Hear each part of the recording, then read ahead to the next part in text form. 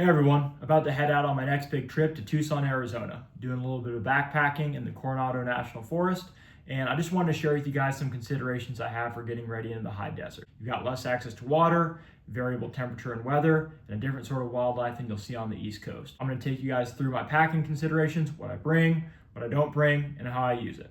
It always starts with the pack. So whenever I'm going to the desert, I want to keep it light, bring as little as possible. So with that, having a 40-liter pack is super helpful.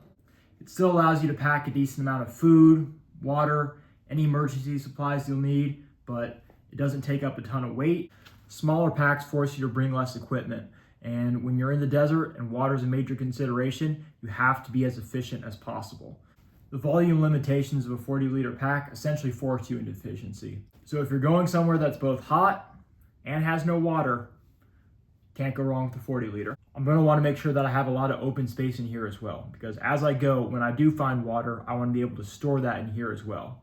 So any lower than 40 liters, you're not going to be able to store that extra water. Any larger, you're either going to have too much empty space, or you're going to sort of fall into the gear monster and bring a bunch of extra stuff that you don't really need. Next thing I want to do is fill the bottom of my pack with soft but sturdy materials in order to build a good base. So the first thing I'm going to do, I'm going to take my sleeping bag, and here I've got a 55-liter shoved into a stuff sack, and I'm going to use that to start building the base of my pack. So next thing that I'm going to use to build the base of my pack is going to be my extra set of clothes. So in here, I've got extra pair of socks, extra pair of underwear, a beanie, and a thermal warming layer. Now, you might be asking, why is this guy bringing a thermal warming layer to a backpacking trip in the middle of the desert? We're going to be moving at altitudes from 5,000 feet all the way up to about 8,000 feet. And as every person with experience in the mountain knows, weather can change pretty rapidly, and at higher elevations, even in desert environments, you can still get rained on and hit by freak thunderstorms. In the event that I run into something nasty, having the ability to quickly throw on something warm as I begin my wet to dry drill is going to be crucial to keep my body temperature up. Plus, I'm going to be sleeping on a ridgeline at night. It's going to get a little bit chilly. I just as soon have something warm to sleep in. So this goes next, bottom of my bag. And to finish off the base of my pack, I'm going to add on my sleeping mat. It's got a little bit less insulation than the inflatable sleeping pad, but it's a little bit more durable and won't pop in an environment where we have plenty of rocks, thorns, cacti, etc. And then the last thing I'll add in regards to exposure, temperature, staying warm, is going to be my tent. Once again, I'm bringing out the Flash Air 2. Super lightweight, great for any 3-season environment. At the weight cost of about 2.5 pounds, it'll be fairly easy to bring with me and set up. I went back and forth on if I was going to actually bring the tent with me or not, but the forecast is calling for scattered thunderstorms in the mountains, and getting caught in a storm without any sort of waterproof shelter is just asking for trouble, asking for hypothermia, and a miserable night on the side of the mountain. So I'm going to bring it. I'm going to sleep well.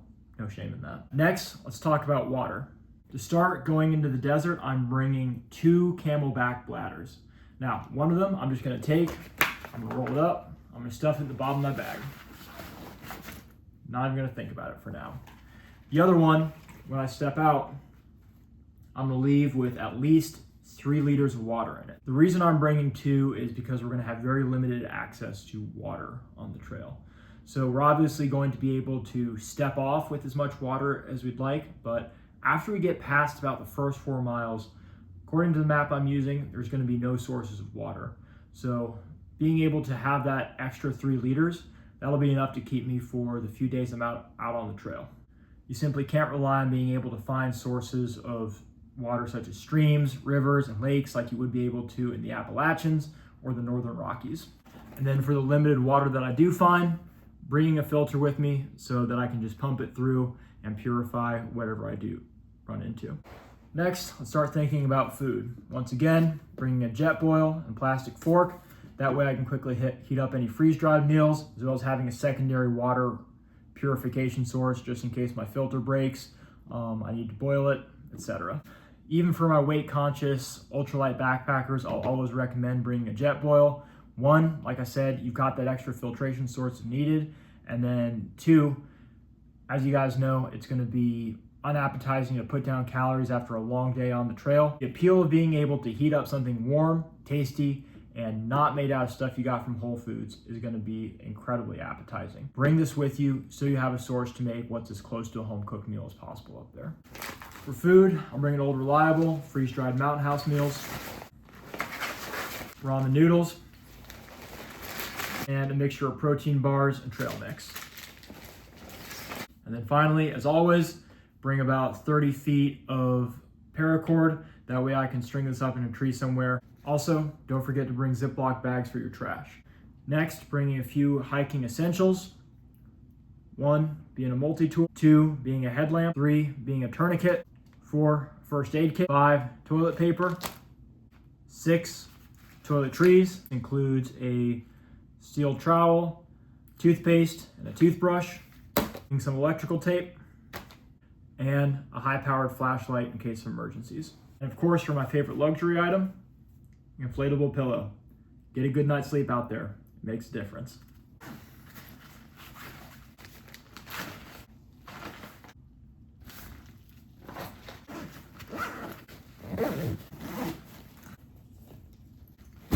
Boom, fully packed. Comes out to about 15 pounds. Without water, if I were to fill up all the water sources I had with me, get up to about 23 pounds. Still pretty manageable overall weight. One thing you can't quite see here in the video is that there's a lot of empty space in here. So I've got no concerns about filling up all the water sources that I brought with me. This is a pretty no frills packing setup. Pretty much everything you need, nothing you don't.